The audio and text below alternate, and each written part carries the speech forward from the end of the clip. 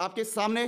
अगर आप इस पेपर को एनालाइज कर लेते हो, इसके कॉन्सेप्ट को अच्छे से सीख लेते हो, कॉन्सेप्ट अगेन बोल रहा हूं, इसमें जो क्वेश्चन आएंगे उनके कॉन्सेप्ट को अगर आप एनालाइज कर लेते हो, अच्छे से समझ लेते हो, इसी टाइप के क्वेश्चन आपको बोर्ड में मिल जाएंगे।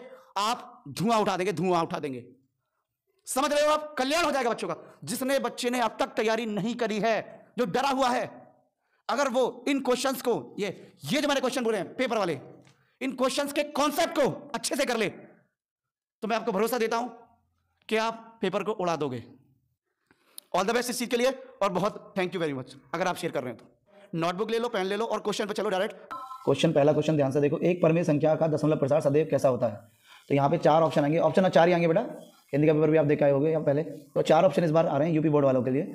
वैसे तो सीबीएसई के भी 4 ऑप्शन है, और 20 विकल्प आ रहे हैं यूपी बोर्ड वालों के लिए, 20 विकल्प। तो पहला सवाल पढ़ लिया, दूसरा देखो, एक शून्योत्तर परिमेय संख्या और एक अपरिमेय संख्या का गुणनफल कैसा होता है? 4 ऑप्शन आएंगे, ऑप्शन तो बदल के भी आ सकते हैं। आप सवाल के ऑप्शन में मत जाओ, आप सवाल को देखो और सवाल के कॉन्सेप्ट पे जाओ आप। तो सवाल देखो, शून्योत्तर परिमेय संख्या और एक अपरिमेय संख्या का गुणनफल कैसा होता है? अगला सवाल, रेखा x बराबर 0 और 2x + 3y बराबर 12 का प्रतिच्छेद बिंदु बताना है। प्रतिच्छेद बिंदु क्या होगा? 4 ऑप्शन में से। अगला, वह सबसे बड़ी संख्या जिससे 70 और 125 को विभाजित करने पर क्रम से शेषफल 5 और 8 प्राप्त होता है। समझ गए? तो वो बड़ी संख्या बतानी है, क्रम से शेषफल 5 और 8 प्राप्त होना चाहिए। अगला सवाल 5वां, 2x + ay = 1 तथा 3x - 5y = 7 का कोई भी हल नहीं है, तो a का मान बताओ। और सिंपल है बहुत ज्यादा। अगला सवाल, 2x² - 4x + 3 बराबर 0 के बारे में निम्न कथनों पर विचार करो। 4 कथन दिए हुए हैं, 4 कथन में से या तो a और b सही है, या a और d सही है, या c और d सही है, या केवल a सही है। तो जो सही ऑप्शन में वो आप देख लेंगे। कॉन्सेप्ट क्लियर होगा तो बता देंगे, रटने की कोई जरूरत नहीं है। कॉन्सेप्ट क्लियर करो मेरे प्यारे, तभी टॉप मारोगे। अगला सवाल, AOBC एक आयत है, रेक्टेंगल है, आयत है, जिसके 3 शीर्ष दे रखे बेटा, a 0,3, o 0,3 again, and b 5,0। तो इसका विकर्ण बताओ, डायगोनल बताना, विकर्ण बताना कि विकर्ण कितना होगा। अगला सवाल जल्दी से देखते हैं, समीकरण x² + kx - 5/0 = 0। आगे बोलता हूं, x² + kx - 5/4, 5/4 बराबर 0 दे रखा है। एक रूट, एक मूल दे रखा है उसका 1/2। अगर एक मूल 1/2 है तो k का मान बताओ। सिंपल, बहुत आसान सवाल। अगला सवाल, 2 त्रिभुज समरूप होते हैं, 4 कंडीशन दे रखी है, कहां होते हैं वो बताना है।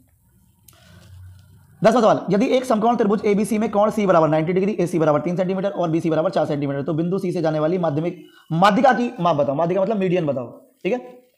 तो 4 ऑप्शन आपके सामने। अगला सवाल, एक समचतुर्भुज के विकर्णों की लंबाई 16 तथा 12 सेंटीमीटर है, तो इस समचतुर्भुज की भुजा की लंबाई बताओ। समचतुर्भुज की भुजा की लंबाई बताओ, ठीक है। 11 क्वेश्चन हो चुके हैं, 4 ऑप्शन इसमें दे रखे होंगे। अब चलते हैं सीधे 12वें क्वेश्चन पे। सीधे 12वें क्वेश्चन पे चलते हैं मेरे प्यारे। 2 समरूप त्रिभुज हैं, उनकी भुजाओं का अनुपात दे रखा है 4:9, तो इनकी त्रिभुजों के क्षेत्रफल का अनुपात बताओ। बहुत बढ़िया कॉन्सेप्ट है, प्रमेय है, कर लेना इसको।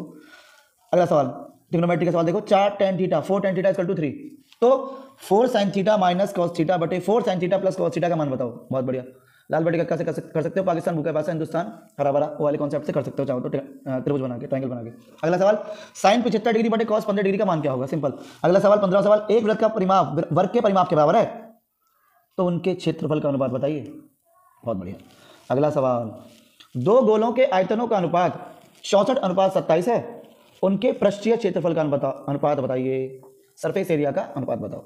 अगला सवाल 17वां, 1 से 10 तक की धनात्मक विषम संख्याओं का समांतर माध्य क्या होगा? बहुत अच्छा सवाल है, 4 ऑप्शन दे रखे हैं। अगला, माध्यिका को आलेखीय विधि द्वारा निम्न में से किससे प्राप्त किया जाता है? तोरण से, आयत से, बहुभुज से, कोई नहीं। ये 4 ऑप्शन इस तरह से दे रखे हैं। अगला, यदि कुछ प्रेक्षणों का माध्य 27 है, बहुलक 45 है, तो माध्यिका बताओ। डायरेक्ट फॉर्मूला इसका तो एक बार में कर दोगे। और लास्ट सवाल, वर्गीकृत आंकड़ों की से अधिक प्रकार और से कम प्रकार की संचयी बारंबारता, कम्युलेटिव फ्रीक्वेंसी, वक्रों के प्रतिच्छेद बिंदुओं के भुज से आंकड़ों का प्राप्त होना क्या कहलाता है? माध्य कहलाता है, माध्यिका कहलाता है, बहुलक कहलाता है, या सभी कहलाता है?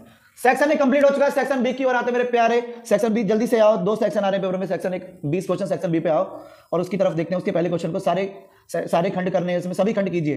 तो पहला क्या है? 2 क्रमागत धनात्मक पूर्णांकों का योगफल, नहीं गुणनफल, सॉरी, 2 क्रमागत धनात्मक पूर्णांकों का गुणनफल 2 है, 2 से विभाज्य है, तो यह कथन सत्य है या असत्य है, यह बताइए और कारण भी दीजिए। धनात्मक पूर्णांकों का गुणनफल 2 से विभाज्य है, तो यह कथन सत्य है या असत्य है, यह बताना है, और उसके कारण सहित बताइए। कारण भी दो, ठीक है बच्चे। अगला सवाल ट्रिग्नोमेट्री का मेरे प्यारे, cot थीटा बराबर 7/8, तो 1 + sin थीटा 1 - sin थीटा बटे 1 + cos थीटा 1 - cos थीटा का मान निकालो। बहुत बढ़िया। अगला सवाल, एक शंकु के आकार का बर्तन है जिसका आंतरिक व्यास 10 सेंटीमीटर है, ऊंचाई 24 सेंटीमीटर है, पानी से भरा है। तो पानी को एक बेलनाकार बर्तन जिसका आंतरिक व्यास 20 सेंटीमीटर है उसमें डाला जाता है पानी को। तो बेलनाकार बर्तन में डाले गए पानी की ऊंचाई क्या है? ठीक है, स्क्रीनशॉट ले लेना वीडियो पॉज करके, ये क्वेश्चन बहुत अच्छा है। अगला सवाल, ये टेबल दे रखा है, टेबल को ध्यान से देखो, टेबल को ध्यान से देखो, इसमें समांतर माध्य निकालना है। टेबल ध्यान से देखा, 10 से 20, 20 से 30 इस तरह टेबल देखिए, 2 7 12 15 8 6 इस तरह की टेबल और समांतर माध्य निकालने को पूछेगा आपसे। ठीक है, अगला सवाल अड़े -4,6 बिंदु A -6 10 और बिंदु B 3, -8 को जोड़ने वाले रेखाखंड को किस अनुपात में विभाजित करता है? बिंदु -4,6 ये बिंदु और ये बिंदु को जोड़ने वाले रेखाखंड को किस अनुपात में विभाजित करता है? अनुपात वाला ये कॉन्सेप्ट आ गया मेरे प्यारे। ठीक है, अगला K का मान ज्ञात करो यदि बिंदु ये समरेख है। बहुत बढ़िया सवाल है, मैं तो इसका ज्ञानशाला पे भी देख सकते हो उसको, और ये समांतर माध्य वाला भी ज्ञानशाला पे देख सकते हो, आपको ही मिल जाएगा। शेयर जरूर करते रहो मेरे प्यारे, शेयर जरूर करते रहो, शेयर जरूर करते रहो मेरे प्यारे, शेयर जरूर करते रहो। जो बच्चों को जरूरत है उनको शेयर करो, उनको शेयर करो। शेयर करना है, देखो सब्सक्राइब करते रहो मेरे प्यारे, शेयर करते रहो मेरे प्यारे, शेयर एंड सब्सक्राइब करते रहो मेरे प्यारे, शेयर एंड सब्सक्राइब करते रहो। जिन बच्चों को जरूरत है प्लीज करो, उनका भला हो जाएगा। अगर ये कॉन्सेप्ट आपने ये जो मैं क्वेश्चन बता रहा हूं इनके कॉन्सेप्ट करो, कॉन्सेप्ट अगर कॉन्सेप्ट कर लेते हो पक्का कल्याण हो जाएगा मेरे प्यारे, उद्धार कर दोगे, पेपर को उड़ा दोगे पक्का। 2023 वालों तैयार हो जाओ। अगला सवाल, क्वेश्चन नंबर दूसरा। अब क्वेश्चन थोड़े बड़े हो चुके हैं, 4 नंबर के आएंगे, इससे पहले 2 नंबर के क्वेश्चन थे मेरे प्यारे, अब 4 नंबर के क्वेश्चन आएंगे। ठीक है, तो देखते हैं, 5 खंड दे रखे हैं इसमें। ग्राफ द्वारा जांच कीजिए कि रेखिक समीकरण ये 2x + y - 6 = 0 and 4x - 2y - 4 = 0 संगत है। तो यदि ऐसा है तो ग्राफीय विधि द्वारा हल कीजिए, ग्राफीय विधि द्वारा हल कीजिए। ये सवाल है ग्राफ वाला, बहुत प्यारा सवाल। अगला सवाल संख्या वाला है। संख्या के वर्गों का अंतर दे रखा है 180, तो छोटी संख्या का वर्ग बड़ी संख्या के 8 गुना है, तो दोनों संख्या बताओ। कितना आसान सवाल है मेरे प्यारे, बड़े प्यारे से कर दोगे। अगला सवाल, 4 सेंटीमीटर त्रिज्या के एक वृत्त पर 6 सेंटीमीटर त्रिज्या के एक सकेंद्रीय वृत्त के किसी बिंदु से एक स्पर्श रेखा की रचना करो। रचना का सवाल आ गया, उसकी लंबाई भी बताओ। अगला सवाल मेरे प्यारे, 2 खंभे हैं जिनकी ऊंचाई 6 मीटर और 11 मीटर है। ये समतल भूमि पर खड़े हैं। यदि इनके पाद बिंदुओं के बीच की दूरी 12 मीटर है तो इनके ऊपरी सिरों के बीच की दूरी बताओ। हाइट एंड डिस्टेंस का क्वेश्चन आ गया, ट्रिग्नोमेट्री का, बड़े प्यार से कर दोगे। अगला सवाल सबसे पहले तो इसको आप ध्यान से देख लो, स्क्रीनशॉट ले लो। 140 से कम, 145 से कम, इस तरह से कम है। ये ऊंचाई दे रखी है, लड़कियों की संख्या 4 11 29 करके कुछ ऐसे दे रखी है। ठीक है, तो माध्यक ऊंचाई पूछ रहा है, क्या पूछ रहा है? माध्यक ऊंचाई, मीडियन हाइट पूछ रहा है। और क्या दिया हुआ है? बोला है स्कूल की कक्षा में क्लास 10th में 51 लड़कियों की ऊंचाइयों का एक सर्वेक्षण किया गया है। तो ऊंचाइयों का सर्वेक्षण है ना, ऊंचाइयां है, आपको माध्यक ऊंचाई ज्ञात करनी है इसमें। ठीक है, अगला सवाल है बेटा, सांख्यिकी देख रहे हो कितने सवाल आ रहे हैं, स्टैटिस्टिक्स के, ध्यान से कर लो इनको मेरे पहले। माध्यक दे रखा है 28.5, एक्स और वाई का मान बताओ डायरेक्ट, वर्ग अंतराल ये रहा तुम्हारे सामने, बारंबार तैयारी, तो ये टेबल के द्वारा एक्स वाई का मान निकालना है। बहुत बढ़िया, इस टाइप का क्वेश्चन मैंने ज्ञानशाला पर डाला हुआ, देख सकते हो। ठीक है, माध्य भी बोल सकता है कि माध्यक बोल रहा है ना, माध्य भी आ सकता है कि माध्य इतना दे रखा है तब एक्स वाई का मान निकालो, तो इस टाइप का क्वेश्चन भी आ सकता है। तो इस कॉन्सेप्ट को तगड़ा कर लो मेरे पहले। अगला सवाल जल्दी से, क्वेश्चन नंबर 3।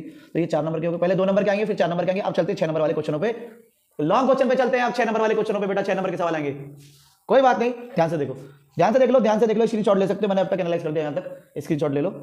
ना समझ में आए तो कमेंट बॉक्स में बता देना, मैं कुछ क्वेश्चन को दोबारा सेंड कर दूंगा, कोई दिक्कत नहीं। क्वेश्चन नंबर 3 देखते हैं। अगला सवाल देखते हैं, निम्न समीकरण, 2 समीकरण दे रखे हैं, ये और ये। भाई ये तो मैंने अभी डाला मेरे प्यारे, ज्ञानशाला पे देख लो, बहुत अच्छा मेथड डाला उसका। लॉन्ग क्वेश्चन है, 6 नंबर में आ रहा है, समीकरणों को सॉल्व करना है मेरे प्यारे। ठीक है, समीकरण को सॉल्व करके एक्स और वाई का मान निकालना है। तो ये बड़ा प्यारा क्वेश्चन है, 2 समीकरण दे रखे हैं, देखो 10/10/x + y + 2/x - y = 4, 15/x + y - 5/x - y = -2। Solve करना कितना प्यारा क्वेश्चन है, 6 नंबर ज्ञानशाला में दे रखा है, बड़े प्यार से देख सकते हो। 5 मिनट में मिल जाएगा 6 नंबर आपको, वहां पे देख लो, 5 मिनट में 6 नंबर, अथवा में देता है 2 में से एक करना होता है, लैंग्वेज वाला सवाल। 3 वर्ष पहले रहमान की आयु, वर्षों में रहमान की आयु का व्युत्क्रम और अब से 5 वर्ष बाद आयु के व्युत्क्रम का योग 1/3 है, तो उसकी वर्तमान आयु बताओ। ठीक है मेरे प्यारे, हो जाएगा। अगला सवाल फिर 6 नंबर का, अथवा के 2 क्वेश्चन आएंगे, इनमें से एक करना है, जैसे कि पीछे 2 थे 1 करना था। तो चौथा सवाल आते हैं, ये ऊंचाई दूरी का सवाल है, हाइट एंड डिस्टेंस का, ट्रिग्नोमेट्री की। ठीक है ना, तो एक बहुमंजिल भवन के शिखर से देखने पर एक 8 मीटर ऊंचे भवन के शिखर और तल के अवनमन कोण, झुका हुआ कोण क्रम से 30 डिग्री है और 45 डिग्री है, ये बात पता चल गई। नेक्स्ट, बहुमंजिल भवन की ऊंचाई और 2 भवनों के बीच की दूरी याद करो। 6 नंबर का सवाल है मेरे प्यारे, बहुत आसान सवाल है, डायग्राम बनाओ, आंसर पाओ। ये समझ लो, कॉन्सेप्ट इतना हल्का है इसका। ऑफलाइन वाले बच्चों को तो मैंने सारे कॉन्सेप्ट करा के आपको भी धीरे धीरे करा दूंगा, ये मेरा वादा है, भरोसा करो, नेक्स्ट ईयर तक सारे कॉन्सेप्ट धीरे धीरे आ जाएंगे ऑनलाइन भी। भूमि के एक बिंदु P से एक 10 मीटर ऊंचे भवन के शिखर का उन्नयन कोण 30 डिग्री है। भवन के शिखर पर एक ध्वज को लहराया गया और P से ध्वज के शिखर का उन्नयन कोण 45 डिग्री है। ध्वज के दंड की लंबाई और बिंदु P से भवन की दूरी ज्ञात करो। 6 नंबर का सवाल है, हाइट एंड डिस्टेंस का अगेन आया है, डायग्राम बनाओ, आंसर पाओ। डायग्राम बनाने का खेल होता है इसमें, बड़े प्यार से कर दोगे। अगेन अब 5 नंबर के सवाल पे आते हैं। 5 नंबर का सवाल जो होगा वो भी 6 नंबर का होगा। जल्दी से आते हैं, ये लास्ट सवाल है हमारा और इसमें भी 2 क्वेश्चन आएंगे 6 नंबर के। तो दोनों क्वेश्चन हम देख लेते हैं चुटकियों में। थोड़ी देर और देख लो मेरे प्यारे, स्किप मत करना, जल्दी से कॉन्सेप्ट पे ध्यान देना मेरे प्यारे। शंकु का सवाल है। एक बर्तन है, एक उल्टे शंकु के आकार का है। बर्तन उल्टे शंकु के आकार का है, इसकी ऊंचाई 8 सेंटीमीटर है, इसके ऊपर सिरे की ऊंचाई 5 सेंटीमीटर है, मतलब ऊपरी सिरा इसका खुला हुआ है और सिरे की ऊंचाई 5 सेंटीमीटर है। यह ऊपर तक पानी से भरा हुआ है। जब इस बर्तन में शीशे की कुछ गोलियां, जिनमें प्रत्येक 0.5 सेंटीमीटर की है, 0.5 सेंटीमीटर वाला एक गोला है, मतलब गोलियां डाली जा रही हैं, तो वो गोला जो है 0.5 सेंटीमीटर का है, वो डाली जाती हैं गोलियां, प्रत्येक कितनी है 0.5 सेंटीमीटर की, तो वो बार बार डाली जा रही है। तो इसमें से भरे हुए पानी का 1/4 भाग बाहर निकल जाता है, तो बर्तन में डाली गई शीशे की गोलियों की संख्या बताओ। एनसीईआरटी का सवाल है, छपाया मिल गया क्वेश्चन। इस टाइप का क्वेश्चन कर लो, लैंग्वेज वाला आ रहा है पेपर में। लास्ट क्वेश्चन, क्वेश्चन नंबर 6 अथवा में, ये मेंसुरेशन का आ चुका है। एक गोलाकार कांच के बर्तन की एक बेलन के आकार की गर्दन है, जिसकी लंबाई 8 सेंटीमीटर है, व्यास 2 सेंटीमीटर है, जबकि गोलाकार भाग का व्यास 8.5 सेंटीमीटर है। इसमें भरे जा सकने वाले पानी की मात्रा मापकर एक बच्चे ने यह ज्ञात किया कि इस बर्तन का आयतन 345 वर्ग सेंटीमीटर। अब आयतन है तो घन सेंटीमीटर होगा ना, बर्तन का आयतन 345 घन सेंटीमीटर। देखो इसमें थोड़ा मिसप्रिंट होगा बेटा। आयतन 345 घन सेंटीमीटर है। जांच कीजिए बच्चे का उत्तर सही है या नहीं है, ये मानते हुए कि उपरोक्त मापन आंतरिक मापन है। उपरोक्त मापन आंतरिक मापन है। पाई का मान 3.14 सामने आ गया। तो इस टाइप से सारे क्वेश्चन आने वाले हैं। इसी टाइप के क्वेश्चन बोर्ड में छपाए मिलेंगे मेरे भाई, ये मेरा एक्सपीरियंस बोलता है। मैं चाहता हूं आप टॉप मारो मेरे प्यारे। देखो, और बेटा उनको भी शेयर करो जिन्हें जरूरत है, और उनसे भी कह दो कि कॉन्सेप्ट, ओनली कॉन्सेप्ट कर लो, टॉप मार दोगे। जिस बच्चे ने अब तक तैयारी नहीं करी है, मैथ्स से डरता है, डिप्रेशन में, बहुत से बच्चे सुसाइड कर लेते हैं, मैं बोल रहा हूं ये क्वेश्चन उनको दो और बोलो भैया इनके कॉन्सेप्ट कर ले अपने मॉडल पेपर में या बुक में से, जहां से भी है। अभी भी टॉप मार सकता है मेरे प्यारे। चलो तो मुझे उम्मीद है आप शेयर करेंगे ऐसे बच्चों को, और इसी के साथ मैं आपको नया पेपर लेके आऊंगा, जो भी आपके बोर्ड के पेपर होंगे और जिनमें आपको डर लग रहा है, मैं लाता रहूंगा। जुड़े रहना सोबे सर की ज्ञान साला, मतलब आपकी ज्ञान साला के साथ। जय हिंद, जय भारत।